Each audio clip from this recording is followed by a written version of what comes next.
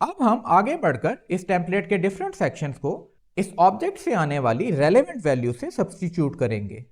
तो हम यहां पर फॉर एग्जांपल इस सिंगल प्रॉपर्टी के वर्ड की जगह पर इस प्रॉपर्टी डेटा के टाइटल को लिखेंगे और इसी तरह से यहां नीचे भी इस H3 में इस सिंगल प्रॉपर्टी के हार्ड कोडेड टाइटल की जगह पर हमारा प्रॉपर्टी डेटा का टाइटल आएगा।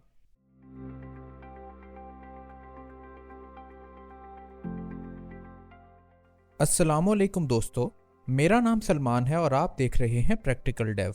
अपने जावास्क्रिप्ट फॉर बिगिनर सीरीज के इस लेसन में हम अपने प्रॉपर्टी डिटेल्स के पेज को डायनामिक बनाने पर काम करेंगे। इस प्रोसेस में हम टेम्पलेट स्ट्रिंग्स को मज़ीद एक्सप्लोर करेंगे और साथ ही साथ अपने कोड को थोड़ा रीफैक्टर करेंगे। तो चलिए चलते हैं अपनी स्क्रीन की तरफ और इस काम को स्टार्ट करते हैं। अपनी कन्वेंशन को फॉलो करते हुए सबसे पहले हम अपने इस लास्ट चैप्टर की इन फाइल्स की एक कॉपी बना लेते हैं और इसे रीनेम करके 16 कर लेते हैं। इस फोल्डर को हम अपने एडिटर में ओपन करेंगे और अपने प्रोजेक्ट की index.html फाइल को हम अपने VS कोड के लाइव सर्वर के जरिए अपने ब्राउजर में ओपन करेंगे।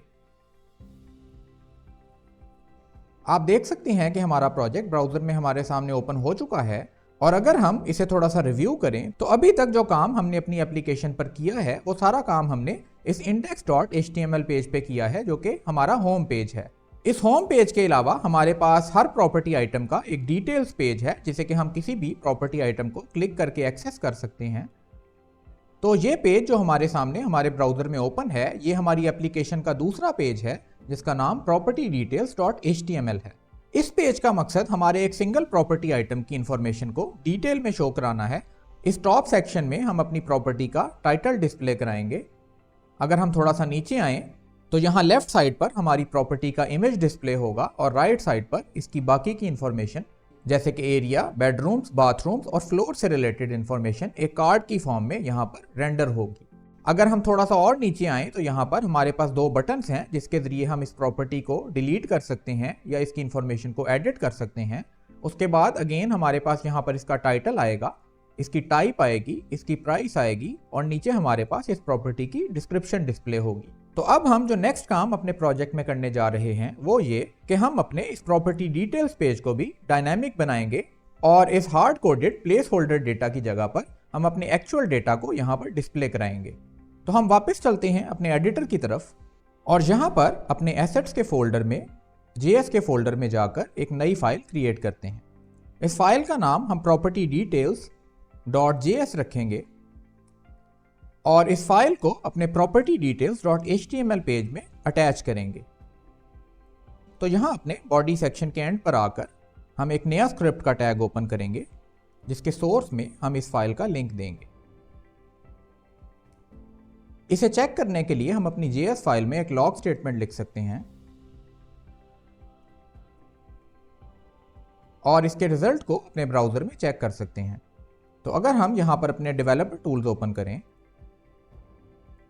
तो कंसोल में आप ये देख सकते हैं कि हेलो वर्ल्ड यहाँ पर लॉग हो चुका है। नेक्स्ट हम अगर अपने इस पेज का थोड़ा सा एनालिसिस करें तो यहाँ पर हमारे पास दो ऐसे डिफरेंट सेक्शंस हैं जिन्हें कि हम डायनामिक बनाएंगे। तो हमारे पास पहले यहाँ पर एक हेडर टाइप का सेक्शन है और अगर हम इसे इंस्पेक्ट करके देखें तो यहाँ पर राइट साइड पर आप देख सकते हैं कि हमारे पास एक डिव है जिसके ऊपर पेज हेडिंग की क्लास है। तो सबसे पहले हम इसी डिव को टारगेट करेंगे और इसे डायनामिक बनाने पर काम करेंगे। तो वापस चलते हैं अपने एडिटर में और अपनी प्रॉपर्टी डिटेल्स.html फाइल में जाकर इस सेक्शन को ढूंढते हैं। आप देख सकते हैं कि हमारे पास ये डिव यहाँ पर मौजूद है। तो हम यहाँ से जैसा कि हमने अपने प्रॉपर्टी आइटम के लिए किया था इसके सारे कंटेंट्स को कट कर लेते हैं और वापस अपनी प्रॉपर्टी डिटेल्स.js फाइल में जाकर इसके लिए एक टेम्पलेट फंक्शन क्रिएट करते हैं। तो यहाँ पर हम अपना फंक्शन क्रिएट करेंगे और इसका नाम हम सिंगल प्रॉपर्टी हेडिंग टेम्पलेट रखेंगे और इस फंक्शन का काम सिंपली एक टेम्पलेट स्ट्रिंग रिटर्न कराना होगा। इस टेम्पलेट स्ट्रिंग के कंटेंट्स में हमारी वो HTML आएगी जो कि हमने अपनी इस पेज हेडिंग की डिव से कट की थी। एक चीज जो मैं यहाँ पर मेंशन करता चलूं कि आप देख सकते हैं कि यहाँ पर मैंने कैमल केसिंग की जगह पर पैस्कल केसिंग का यूज किया है, यानी कि अपने इस फंक्शन के नाम का पहला अल्फाबेट अपर केस में लिखा है। तो ये कोई रूल नहीं है, बल्कि अगर आप चाहें तो यहाँ पर कैमल केसिंग भी यूज़ कर सकते हैं, लेकिन मैं यूजुअली इस तरह के टेम्पलेट फंक्शंस को अपने प्रोजेक्ट्स में पैस्कल केसिंग के जरिए नेम करता हूँ, ताकि इन्हें दूसरे फंक्शन से डिफ्रेंशिएट किया जा सके। लेकिन अगर आप चाहें तो यहाँ पर कोई दूसरी नेमिंग कन्वेंशन भी यूज़ कर सकते हैं। और इसी कन्वेंशन को फॉलो करते हुए मैं यहाँ पर property.js फाइल में आकर इस प्रॉपर्टी टेम्पलेट के फंक्शन को भी थोड़ा सा रीनेम करूंगा।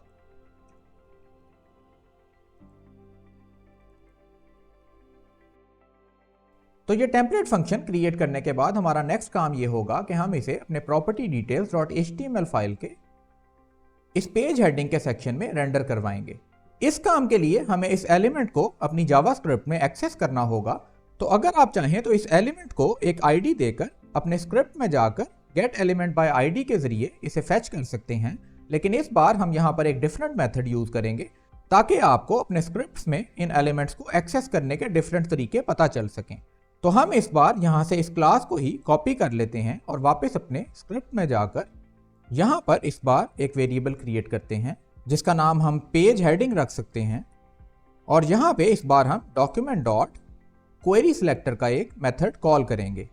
इस क्वेरी सिलेक्टर के मेथड का मकसद भी गेट एलिमेंट बाय आईडी की तरह आपके किसी एलिमेंट को एक्सेस करना होता है, लेकिन इस मेथड के आर्ग्यूमेंट्स में जो चीज़ हम पास करेंगे वो एक स्ट्रिंग होगी जिसमें हम एक क्वेरी लिखेंगे और ये क्वेरी आपके CSS सेलेक्टर्स की तरह से लिखी जाती है। तो अगर हमने पेज हेडिंग की क्लास वाली किसी डिव को एक्सेस करना हो तो हम यहाँ पर इसे डॉट पेज हेडिंग की क्लास के जरिए एक्सेस कर सकते हैं। अब अगर हम इसे लॉग करके देखें तो आप देख सकते हैं कि हमारे पास हमारी पेज हेडिंग की ये डिव यहाँ पर लॉग हो गई है। तो अब अगर हम अपने कोड में वापस चलें तो यहाँ पर हम अपने पेज हेडिंग के इस एलिमेंट की इनर HTML की प्रॉपर्टी को सेट कर सकते हैं जिसकी वैल्यू हमारे इस टेम्पलेट फंक्शन की कॉल से आएगी। अब अगर हम इस फाइल को सेव करके इसके रिजल्ट को अपने ब्राउजर में देखें तो आप देख सकते हैं कि हमारा हेडर यहाँ पर रिस्टोर हो गया है। इसी पैटर्न को फॉलो करते हुए हम अपने इस नीचे वाले सेक्शन के लिए भी एक टेम्पलेट फंक्शन क्रिएट करेंगे और इसे जावास्क्रिप्ट के जरिए रेंडर करवाएंगे। तो यहाँ से अगर हम इस सेक्शन को इंस्पेक्ट करें तो आप देख सकते हैं कि हमारे पास यहाँ पर एक डिव है जिसके ऊपर सिंगल प्रॉपर्टी की ये क्लास है। तो इसी डिव के कंटेंट्स को हम टारगेट करेंगे और अगर हम अपनी प्रॉपर्टी डिटेल्स .html फाइल में जाएं तो यहाँ पर ये नेक्स्ट डिव वो डिव है जिसके कंटेंट्स को हमें डायनामिक बनाना है। तो हम यहाँ से इन सारे कंटेंट्स को कॉपी करेंगे और अपनी प्रॉपर्टी डिटेल्स .js फाइल में जाकर इसके लिए भी एक टेम्पलेट फंक्शन क्रिएट करेंगे। इस फंक्शन का नाम हम सिंगल प्रॉपर्टी डिटेल्स टेम्पलेट रख सकते हैं और यहां से हम एक टेम्पलेट स्ट्रिंग रिटर्न कराएंगे। इस स्ट्रिंग के कंटेंट्स में अगेन हमारी वो HTML आएगी जो कि हमने अपने प्रॉपर्टी डिटेल्स पेज से कट की है। अब अगर हम थोड़ा सा नीचे आकर इस एलिमेंट को भी इस तरीके से एक्सेस करें और इसकी इनर HTML की वैल्यू को अपनी सिंगल प्रॉपर्टी डिटेल्स टेम्पलेट से रिप्लेस करें तो आप देख सकेंगे कि हमारा डिटेल्स का ये सेक्शन भी सही तरह से रेंडर हो गया है।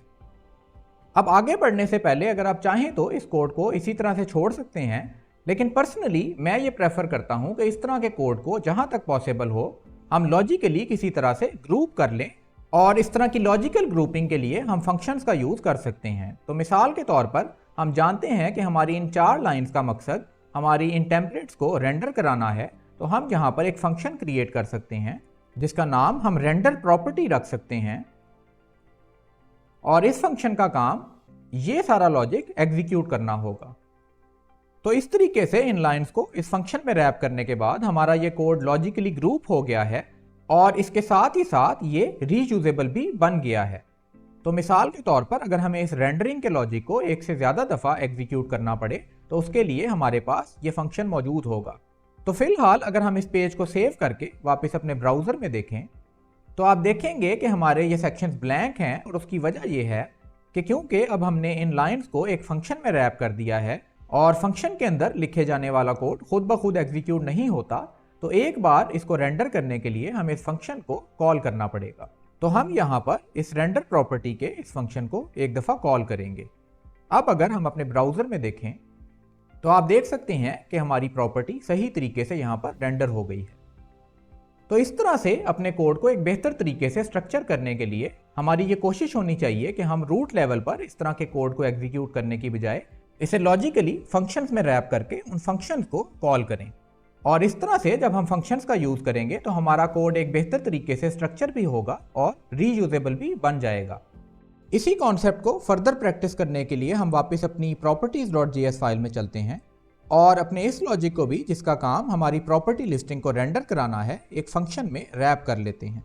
तो हम यहाँ पर एक फंक्शन क्रिएट करेंगे जिसका नाम हम रेंडर प्रॉपर्टीज रख सकते हैं और इस सारे लॉजिक को हम यहाँ से कट करके इस फंक्शन के अंदर मूव कर देंगे। नेक्स्ट हम इस फंक्शन को कॉल करेंगे ताकि हमारा ये लॉजिक एग्जीक्यूट हो सके। अब अगर हम वापस अपने ब्राउज़र में देखें और अपने इंडेक्स पेज पर चलें तो आप देख सकते हैं कि यहाँ हमारी प्रॉपर्टी लिस्टिंग भी ठीक तरह से रेंडर हो गई है।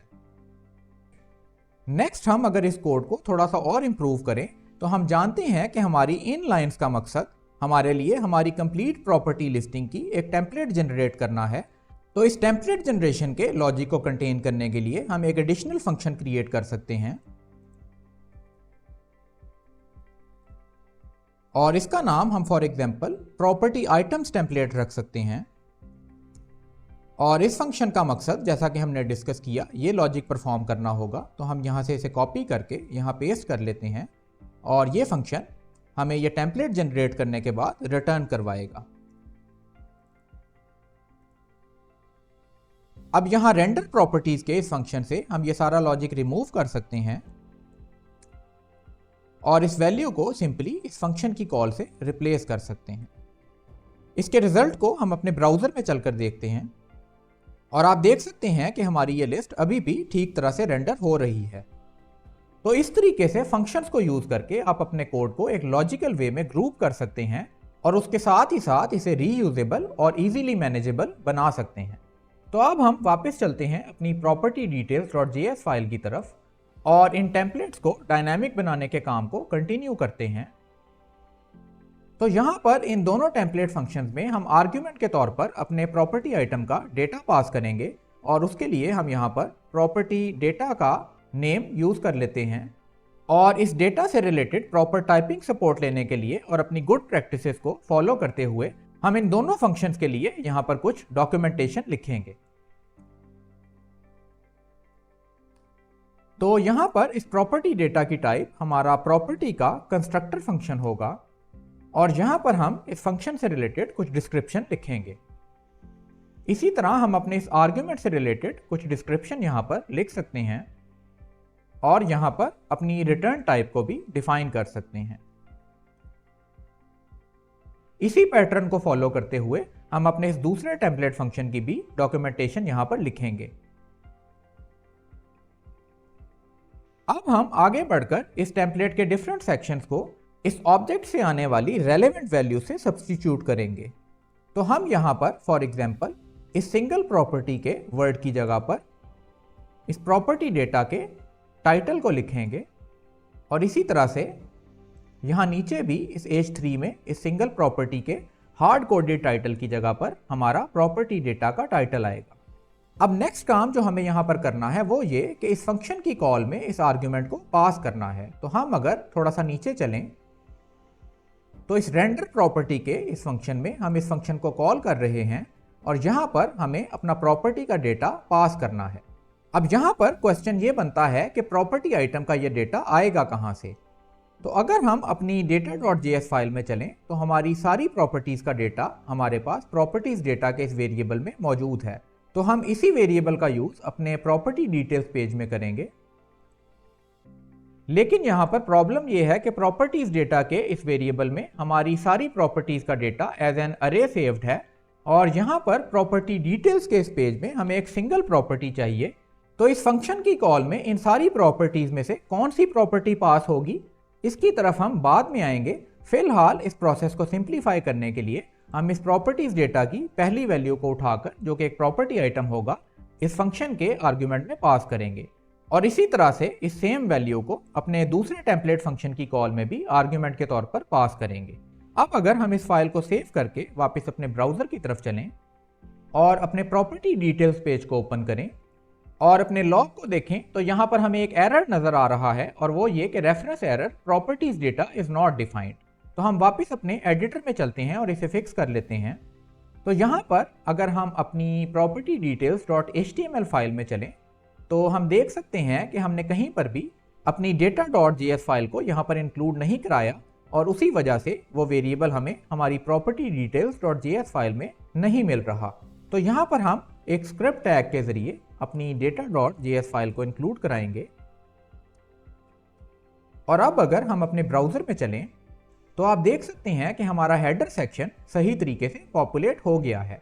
इसी तरह अगर हम वापस अपने कोड में चलें और अपने property details dot JS page में जाकर इस वैल्यू को फॉर एग्जांपल चेंज करके 1 कर दें, जो कि एक डिफरेंट प्रॉपर्टी आइटम होगा, तो आप देख सकेंगे कि यहाँ पर टाइटल की ये वैल्यू चेंज हो गई है।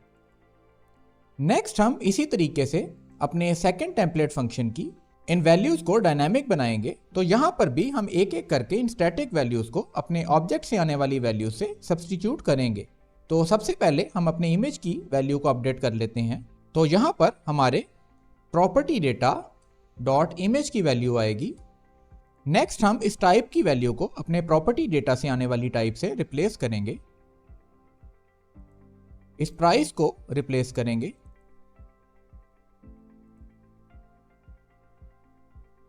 अपनी प्रॉपर्टी के टाइटल की वैल्यू को यहां पर सब्स्टिट्यूट करेंगे और फाइनली अपनी डिस्क्रिप्शन की इस वैल्यू को अपडेट करेंगे।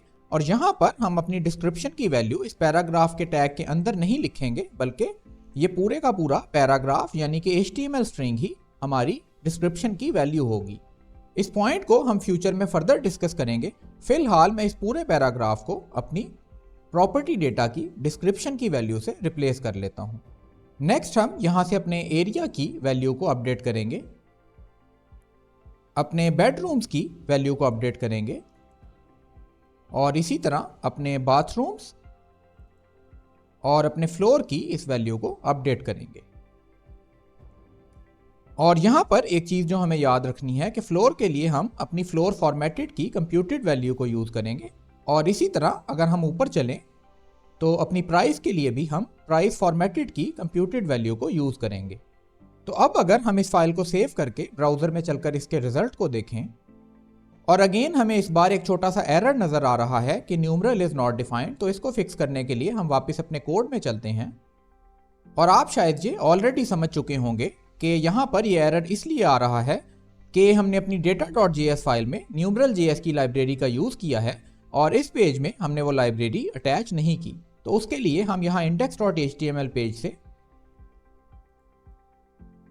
न्यूमरल JS के स्क्रिप्ट को कॉपी करके अपने property details dot HTML page में यहाँ data.js के स्क्रिप्ट से ऊपर कहीं पर पेस्ट कर लेते हैं और प्रेफरेबली हम अपनी लाइब्रेरीज को सबसे टॉप पर रखते हैं। तो मैं यहाँ पर bootstrap.min.js के बाद इसे पेस्ट कर देता हूँ।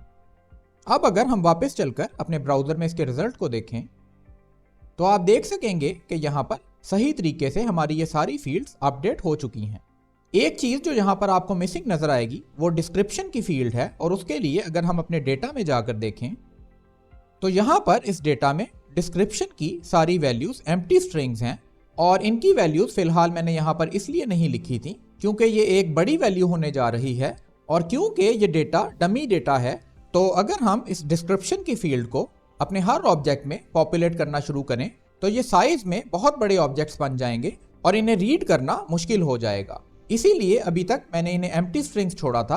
अब हम यहाँ पर एक काम कर सकते हैं कि क्योंकि ये सारी वैल्यूज डमी वैल्यूज होने जा रही हैं तो हम एक वेरिएबल में एक सैंपल वैल्यू स्टोर करा लेते हैं और वो सिंगल वैल्यू अपने हर ऑब्जेक्ट में यूज कर लेते हैं और फिलहाल हमारे डेमो पर्पसेस के लिए ये काम काफी होगा। तो हम यहाँ पर एक नया वेरिएबल क्रिएट कर लेते हैं और इसका नाम डमी डिस्क्रिप्शन रख लेते हैं।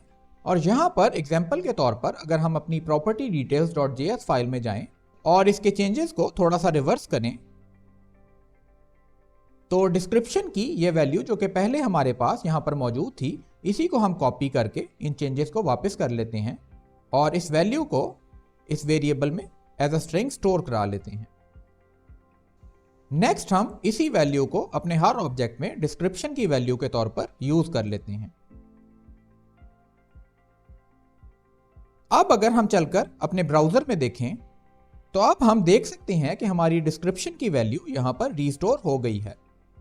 अब जैसा कि हमने डिस्क्रिप्शन की इस फील्ड की वैल्यू को एक वेरिएबल में स्टोर कराया है, तो इसी तरह से हम यहाँ पर थोड़ी सी और रीफैक्टरिंग करेंगे और इसके जरिए आपको इस तरह के डेटा को मैनेज करने की एक और टेक्निक पता चलेगी।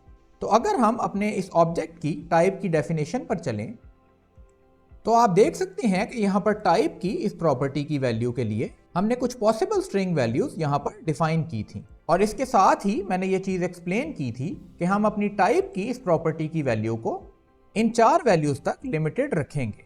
तो अब हम इस डमी डिस्क्रिप्शन के इस वेरिएबल की तरह एक और वेरिएबल यहाँ पर क्रिएट कर सकते हैं जिसमें ये सारी पॉसिबल वैल्यूज होंगी।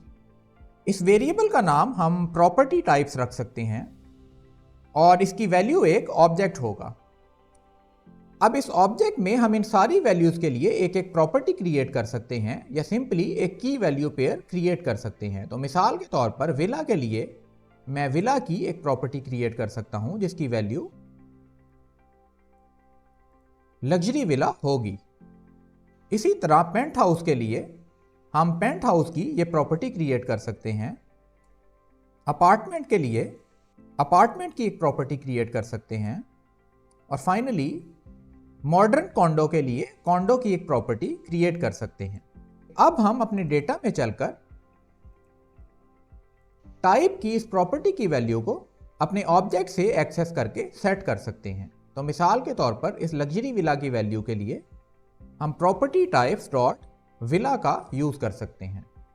इसी तरह अपार्टमेंट के लिए हम प्रॉपर्टी टाइप्स डॉट अपार्टमेंट का यूज कर सकते हैं, पेंट हाउस का यूज कर सकते हैं और फाइनली यहां पर कॉन्डो की वैल्यू का यूज कर सकते हैं।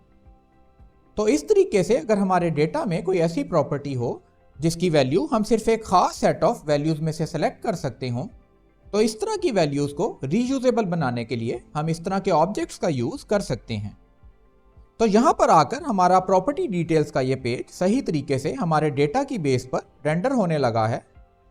इस सारे प्रोसेस में एक चीज़ शायद आपने नोट की होगी कि जैसे जैसे हमारी कोड बेस का साइज बढ़ रहा है तो हम अपने कोड को रीविजिट करके इसमें इम्प्रूवमेंट का रूम ढूंढ रहे हैं और जहां जहां हमें ये रूम नज़र आ रहा है हम अपने कोड को रीफैक्टर कर रहे हैं।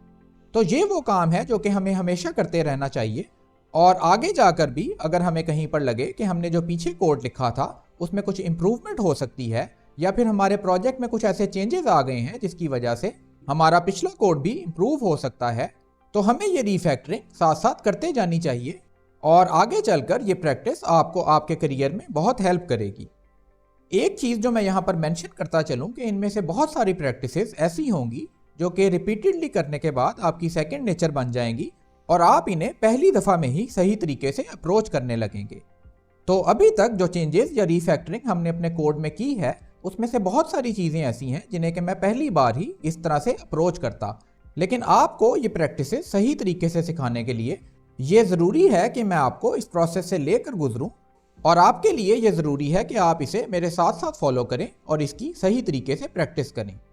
अब अगर हम वापस अपने चैप्टर के मेन सब्जेक्ट पर आएँ तो हमने अपने प्रॉपर्टी डिटेल्स पेज को सही तरीके से अपने डेटा की बेस पर रेंडर कर लिया है और इस चैप्टर को क्लोज करने से पहले मैं यहाँ पर कुछ मिसिंग डॉक्यूमेंटेशन लिखना चाहूँगा। तो यहाँ पर इन 2 फंक्शंस की डॉक्यूमेंटेशन हमने लिख ली थी। अब अगर हम थोड़ा सा नीचे आएँ तो हम इस रेंडर प्रॉपर्टी के फंक्शन की भी डॉक्यूमेंटेशन लिख सकते हैं। तो हमारे इस फंक्शन की डिस्क्रिप्शन कुछ इस तरह से होगी कि it renders dynamic sections on the property details page. और क्योंकि हमारा ये फंक्शन कोई आर्ग्यूमेंट एक्सेप्ट नहीं कर रहा और कुछ रिटर्न भी नहीं कर रहा, तो इसके अलावा हमें यहाँ पर कुछ लिखने की ज़रूरत नहीं है। अब अगर हम अपनी properties.js फाइल में चलें तो यहाँ पर भी हमने कुछ नए फंक्शंस क्रिएट किए थे, तो इनकी डॉक्यूमेंटेशन भी हम यहाँ पर जल्दी से लिख लेते हैं। तो हमारे प्रॉपर्टी आइटम्स टेम्पलेट फंक्शन की डिस्क्रिप्शन कुछ इस तरह से होगी कि it returns a markup template string for property items, और ये फंक्शन एक स्ट्रिंग रिटर्न करेगा, तो उसे हम कुछ इस तरह से डॉक्यूमेंट कर सकते हैं। नेक्स्ट हम अपने इस रेंडर प्रॉपर्टीज फंक्शन की कुछ डॉक्यूमेंटेशन लिख सकते हैं और ये डिस्क्रिप्शन कुछ इस तरह से होगी कि it renders property items to an element with an ID of properties box. तो दोस्तों ये थी हमारी आज की वीडियो। अगर पसंद आई हो तो इसे लाइक और शेयर करना मत भूलिएगा, और अगर आपने अभी तक ये चैनल सब्सक्राइब नहीं किया तो प्लीज़ इसे सब्सक्राइब कर लीजिए। Until next time, this is Practical Dev signing out.